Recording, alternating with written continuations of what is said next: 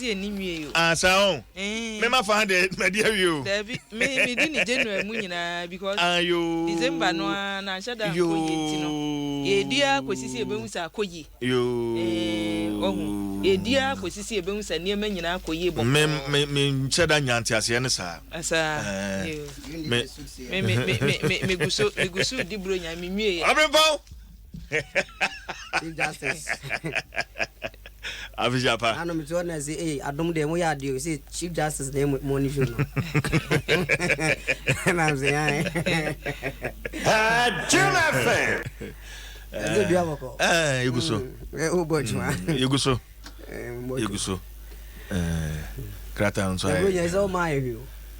Mia. O kwa dem ni no wi. Ebi a wo na mema obibia. We dem ma. E kwa dem ni no wi. Ebi November mu kura nsa ebi wura December. O e kwa nguma ni mase. Bro nya mu nyina mete ha. Me bu mani kirewa ya me bu mani. Me bu mani kirewa. E wo bi abu ani ate na me. Juna fan. Mani kirewa. Ayati ase. Na chese wani boni chese na chese obehu ma chire. O ya kani o ya tiasfo o tia me so de ye nham mbosa o nham mbo na ato akadai e kwa na me bai ya o mi dai kasa o de fufuo bi hye me ba be si na bia na bia fufuo ne ba ko bi omko holiday omo akukwa achifo no omko holiday na afi so de omse adidie ne yente so na no mi wura adwuma mu sije mi wura mu krofo bi de machine bia besi wo se na begina so na metabolic age na se metabolic age normal age no kure hu so na safidie no yetu mi ka cho se wadi 100 Abempo safidie no wagina so Abempo nyina so 200 Ebe bi 3 me no. Wa na kwasi tumo ba o se confession. Me ne o man hini na edwane ye o he o man hini hwe ade no da bi onu ahwe ye da asem afidie no ba ka che no no na sije won se sa ade wa ye be ma so because u jina so na o ka che se wadi be 120 ensuo ni wumu wa wu ni padua na ade be jina so no na ayi wu ni padua foforo me nam wa minim se o nka me se na metie ye so wa hihye ya o yi me jina ade so afa me hwa me na asema ye kase na se masa nya mbodi me jina fa yo mongo pe di ba ko bacho machine da be ba mo fa kojo fojo nko jina so ma me kojo na mo sa no wa hodin o enye se onam ho ne awudi wani hu na wo kan problem nyina be ye stress obi on mo ko jina ade no so anu ohun ne form me ko jina stress na be ka kire me kwajo say ya nka stress anche na nka bibia anche ni bio wono wadwen ya usa o ni aka nyina ebi se nipa wotwum ba adwuma pon 1 o'clock no wo ntafo woni problem oni awo no kwa he wadwane Solomon na ekọ no listo was Solomon ya go do mo kata nim akwa yo abusia for the one kata na poso ene ye de eben na ene CJ yen hyasie free daily graphic mu me pese e story we abantie we de bia ne ho asem a chese prison honomo ye de free honomo ba na na de edutwam sexy don wo kai sa abantie no be kind pa abantie no a empanimfo susu se wono ene wokum emrahye badwani emu omanfo kane mrahye badwani ma omanfo a no wo abuakwa nof ayi onmonyamfo JB dankwa da ubonkrata yi se wunsa abantie ye womua na oba akọọtụ na ode betu dwasan ye ma na aduane a wompe ye ma na buru aduane won so otu we ni eburu aduane eti kọọtụ no nka nche mpanimfo ni ye ma na aduane a wope ye ma na aduane a wope no woni wo prison ho yes nres yes ade sexy don begina ho no mo a wo se an me lord na me lord se de be wo lord o lord be na wo ha en wo se se me gina ho me wuro machi na mu humi am ye mbehye mo ya buru me wo prison ho no mo ya bomia ma machi nyina ntampe homa maje ena judge di bisa se adan die na siye yes ye bisa prison officers no na prison officer wo di animu de ne ba ye sori ya mo se empanimfo me lord ne yeso yetumi ka bi na kade yes 5th January enka sexy don ku oku prison officer ba ko o prison ho yasin ku oku prison officer ba ko na anim ne ye empanimfo no so mo wo ho na abantie da ne yase edu be ka che o mo se obi a season mobile phone wo prison ho no mo obi a season mobile phone ti omo nkwaje na onade na prison ho no kura phone na enwanwa na wutie narration no ana chese omo use phone wo eti omo so okan ye na omo se hwan na age phone no ko kire yen ana okọ kire ye se ebi a akua na age pa ye di mi begina ho no na phones miensa na ehye me ho nipa na sexy don ka say waje ne phone no omo prison officer no ana onye prison officer okay. Inmate another inmate okay wono ba ye na phones miensa na wo no ho ombisa na o se mienu de ye media na ba ko no sexy don se hwan de no masizi na omo se da bi prison officer nka say munyina na nwo se mukita phone eti masizi yesi kwa se duo sade bi eda ho na abantie fa ye na odi I will kill you one for me for mama yesi ne de wo court ho a da bi prison ho eti si je omo se nka oman so ni mu a enka officer na de chrono fa ye no ko de bebo ni tim enti hu se ho so de odi bone eti se ya ye de ko ye tew ne ye de wakoto ba bi asotwen ena o ma ye sexy don bi o se wonte ase na o mo de ne ko ye na o mo bo ni naked ena o mo bo no nanso judge a wati adwamu se abantie ni suban a wo da na die no omo a ehwe ne so wo prison ho no hwe ne yie papa omo mani nko ne ho ena se wo bi so damu a musumu ni kwa asam tete no ti yese no akoto na nya goro abantie enti da ben ye bedi na asem ye wie because won pa buraduan ye say there yese wo ku nipa wo na da bonka ta ya mu Chris Nunu ena troba ye yese 13 political parties say we support electoral commission for a new register na asembisa ne say yes political parties no na beka say isi nkoye voters register no ansa na omaye ana so mo ka no wo mo no mbeka ansa na isi agyae eso da bonka ta esi say aye for and against they say 13 political parties no wo hwe CJ unim ne esre political parties na ekoda aye ni nyina omanya ni o wo manya ne eno ameti 13 am say hey 13 we dey tie 13 na busuafo enu ni o Liberal Party Kofi Akpalu on dey na say wa hunumu anti no one na mu nkakra Kofi Akpalu wom bi LPG and ye say ye gas you say ye din wom PNC so wom People's National Convention say wom so ye say Nura Haruna Asante and edi wanim PNC na che say at large wo hu na ye PNC na Bernard Mona wom bi ano na wow anasi dey want to say PNC ni mu ache PNC chairman say we are against and the PNC Henry Asante so ka hu o Henry Asante so see PNC for we wo beti bi we hiji PNC mu ambassador at large na mu ache no na che say PNC we o mu secretary say wo mo ye for and o mo chairman say wo mo ye against lovely eti ewom na NDP na ekunadu amanyoko no on de wo ka bibold obi antumi nka say secretary su ntimi nka so ye for na against eti NDP na ekunadu amanyoko no su wom UPP United People's Party wo mo su nie wo mo wom yes Alhaji Kwame Frempong nra na odim den na Conventions People's Party CPP wo wom GCPP Reform Patriotic Democrats wo musu wom New Vision Party na chesa sofu bi o mensu okobo ye biribi atwam o asofo na ati party Ghana no woka ho New Vision sofu obi da bia na nasem wokoto wonso wo wom na Yes Party Yes People's Party YPP wo musu nie United Love Party ULP woka ho Ghana Freedom Party akuadonko so oye na akuadonko ma bisa ni ye de o ma bisa ni ye ya wo ka ho won so ka ho eti Yes Group no CJ ebinie wo mu nyina si o MPP so ka ho Dwambo Aduna Nura Kofi Akpalu na ridi wonu mu statement or dey ban nyina ntunya da bonkrata Daily Graphic asemi ebi wom Dorinando so na atwe we aba we da nya multimedia Dorinando maado nya maado ni we ye Dorinando ya wo Daily Graphic na so ne dia yo de aba wo se ambulance service mpanimfo se ye bie kwamu atowo empanimfo a wo hwe o mai sika sam so say 2020 wo tumi fa additional staff mako 900 nti na ambulance na aba no ombeche no ombenye ombeye mu adwuma eti da ubonkrata graphic asemi wom ena omo so aye nnwuma wo mayi mu we ne ade twatwo na si je hwe o yeso ni ekuo bi wo amenone a wo mo de nnwuma bi wo amenone eto a ye de no mayi mu sa man num ne hwa wo pebosi a wo mre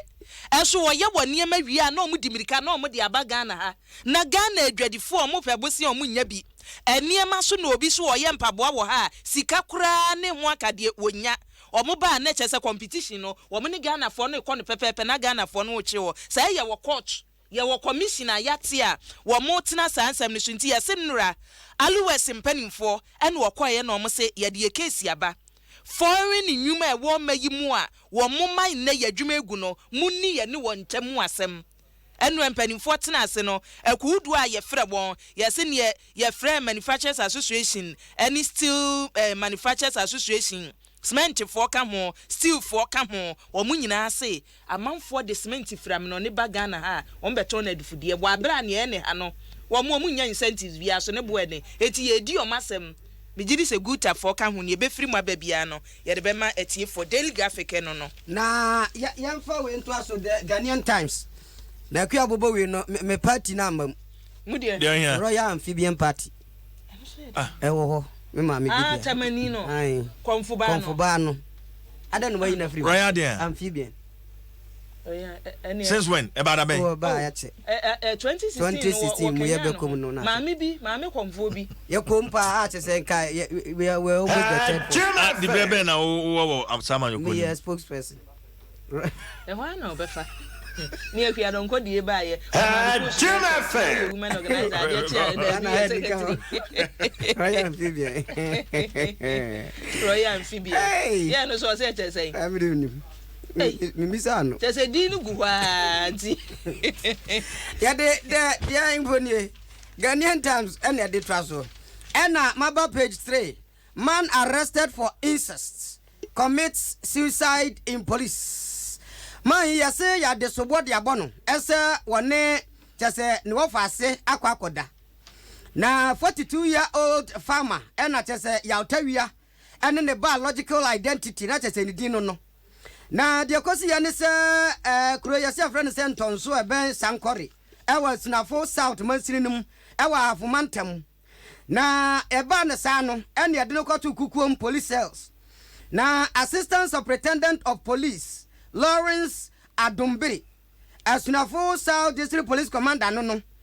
no de samutujo a honoretie e kire ekrata e kire se so we mu a na man no wada eye omuseso ho no a na oda seso ho no ena chese wo oyi blanket a kata no ho no en yeso ofa ya ena ono ade chechire ne kon wakunu ho ama sabre no ayawro ho sem papa a the disease no ye de akoto go so government hospital say ye baba ye pathologic and postmortem e de ahwe obia kosu suicide still ye kututwa eto mu ko papa na hu ade property a ekun no a eno hu sensem so krata no watimi a report bi ede aba eno no ewo ha na wo de no to nchen na botra no a wo baba be page number 12 eno de atudwa isi will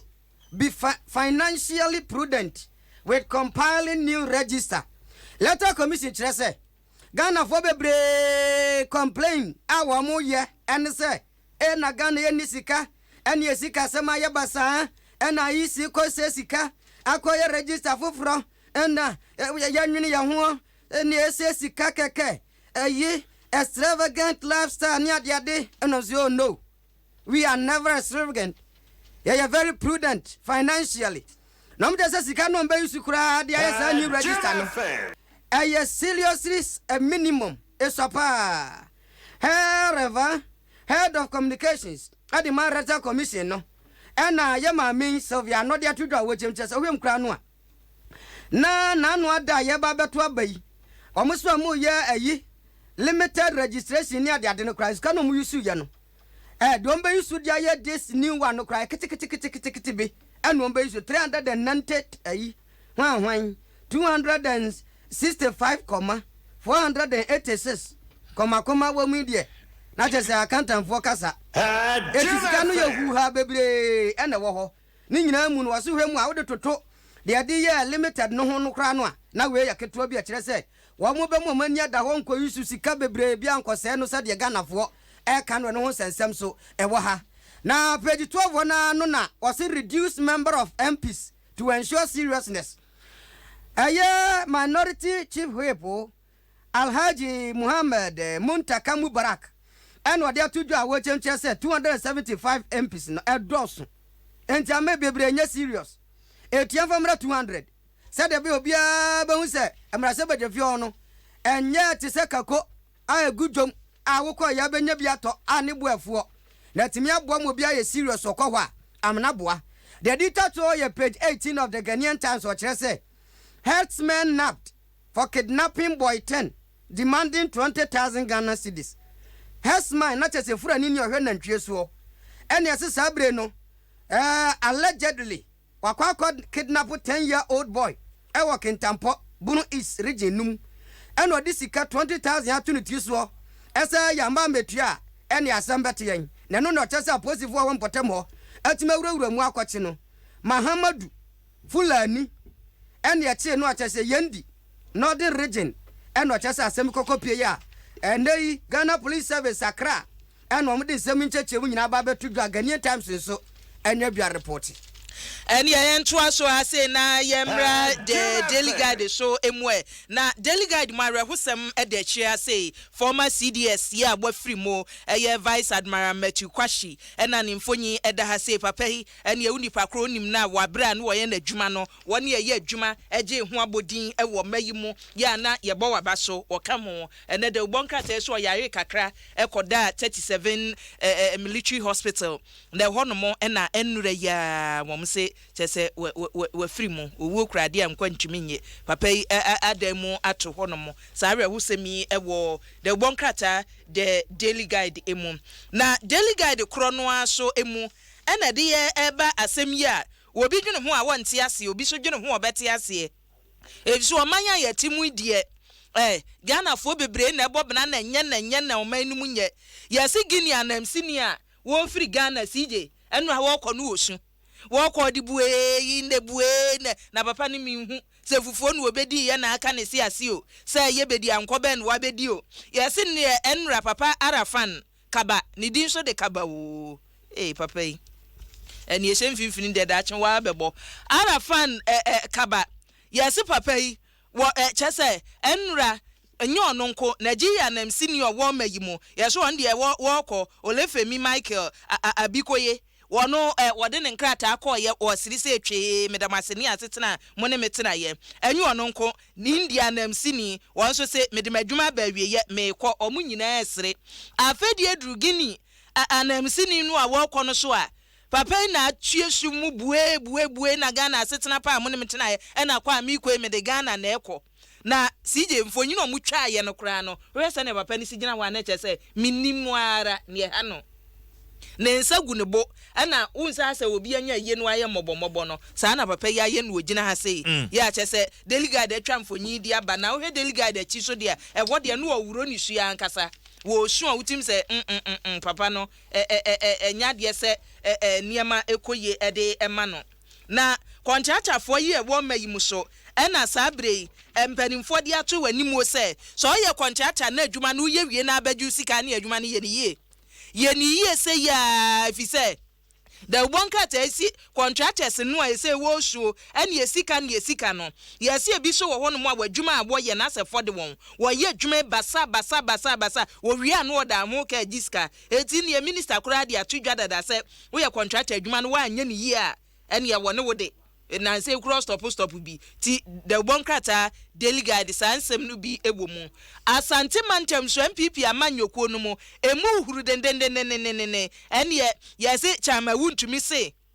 wono ni decision obegina ni tumi so no amadodo no akọ no pose anwe ye kura de a ene ye sitting MPC no ati so odi nyina wo no pose ene ye say amanfo buafu say ya nom say papa wo de say wunim na woto emrakuni ne twene na sa wo de wo aka sa mire hye obotom ba ye dwuma wo beti pawo the wonka te bibia ba se mpanimfo eda manyoko na no so onya nokore chama wuntumi nka bibia sa na nokora no entumi nsi eti se betumi asi se ntumi nsi no daily guide de sansem no bi abetudwa anopai na we aye the finder and what dia ba Galamsey 21 billion US dollars required to restore degraded mining lands. Na yewra professor kwabna frimpom boaten ena nemfoni da ha ena wode atudwa wochemche se ensase a enkofo bi de Galamsey asen wo mamu ha no siase pese ye restoration service ede masansase no na sansase ne san susi ne dada mu pa ne nketesi abre no mu dia ene ne obehia sika pa no less than a whooping amount of 21 billion Donald Trump dollars ibi ene ebehia na ya de restore asase ni nyina amoma baba ya ladies and gentlemen bio na sabre de ansase no my old men and old women awo mu hia restoration pa na no danche kura no yesanso hia 400 million dollars kuro ya bi ne asanso de restore ankobra river no eno nko ansanse wase ba bi ase yakwakodu no enafom obinfo kwabna frempo aboaten ono no ye minister of environment science technology and innovation what the today abro to South Central for some mumra ne nyina ni so na ye nkyerɛkyerɛ nsuansu ade nka sambom se de be nkwan ya ye be fa so Ghana betumpon eno wo kyemkyɛ sika wei ena sabe Ghana hia ebe ma Ghana atimi agyina naso ne yensase no asimi asin dadamu a eno ensem so the finder edibi ababeto ene anopai. A member of parliament for Takwanswayem constituency our Western region George Mirekumbu Eduka honorable Diatudra HSS abredie the constituency no tricycles ahodo and wakoto sadiama womo sirabi betima mo matima gina mo na so ye livelihood empowerment eka ho no matima gina mo na so 20 tricycles and na wode ma constituency binom hard and work and pay basis ibi and wode ma wo mo a wo se ne beboa pa to de ye adwuma kakra no a na fe wa ba betua ana se de atika no wafa ne de akwakom obi so no no so de ye adwuma no atika eno ensensem a man wode atudwa the finder fund ye no wode ba nei oye oye sa oye ene fie waje obre oye ye kuro ene fie ala na multimedia afisha na so si eguso ye ginam ei ye ginam den nipa kura betumi aduru say years no na nya agoro 25 mfie aduonu num na nya agoro eti na sedasom ne ne aka bia no ginam ebe Victory Bible Church ye chi ha ya won ye ya sedasom nyina wo ya sedasom nyina da bia so ekọ ebewie na bisi achi eti na ebekọ ese mu ede ewie atwe enum yo ubompa ye ni wi a nti anopa dia nkebe ya nkafa yem to ho na me phone da hoda na so yem no to ho na se na pascade a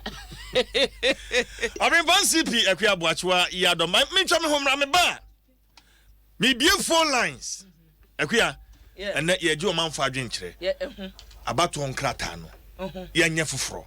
ana ye mfa dada no anto ana sa ye mfa dada no anto na CJ me kura me nwanwo ne ye ho no ne political parties ne ye o mo ho na ye me nwanwa kire se mu se ye NDC o se ye MPP se enkanya sa IPAC for meeting yo mbeye ya no so kura wuntumi mfa nkyekere electoral commission se won fa nya adwuma enti no mimi hu ne se electoral commission ena tumi ni kita won ye wo so mo hwe oman ne ye sikasem oman ne ye yi ediem oman ne mpempenso a ye gina na o mu decide say ye hia new register no ana say ye hia na se ne political parties ne pese o mo kire say asa o mo ne wo so o mo kana ye adwuma ne de we stakeholder fine but wasem wa beka no enye o hye e my electoral commission say eno na o mo mfa nya adwuma eti Ghana for kura enkire ya adwen ho ne embe ye beji adwen na o mu nya ye dede no enti me jam homra me ba 0302216561 0302216562